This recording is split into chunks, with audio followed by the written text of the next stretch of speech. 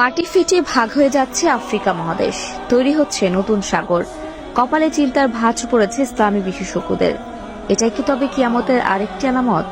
প্রিয় নবী হযরত মুহাম্মদ সাল্লাল্লাহু আলাইহি ওয়াসাল্লাম সহিহ মুসলিমের হাদিস নম্বর 2877 বলে গিয়েছেন যে কিয়ামতের সময় পৃথিবীর বড় বড় পরিবর্তন এবং ভয়ঙ্কর ঘটনা ঘটবে, যার মধ্যে একটি হলো জমিন ফেটে যাওয়া।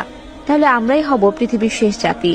বৈজ্ঞানিকরা আফ্রিকার এই জমিন দুই ভাগে বিভক্ত হওয়াকে কি বলছে, এই সকল ঘটনা নিয়ে সাজানো হলো আজকের এই ভিডিওটি।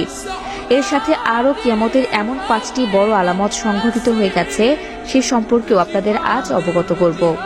তাই প্রিয় দিনী ভাই ও বোনেরা, সাবধান হন আজ থেকেই। সব ভুলে যারা দুনিয়াবী মায়ায় পড়ে আছেন, তারা একবার চিন্তা করুন, দুনিয়া জীবন শেষে আখিরাতে আপনি আল্লাহর সামনে কি নিয়ে দাঁড়াবেন। তাই ভিডিওটি সবার কাছে শেয়ার করে দিন এবং সবাইকে আল্লাহর পথে আসার জন্য আহ্বান করুন। তো চলুন ভিডিওটি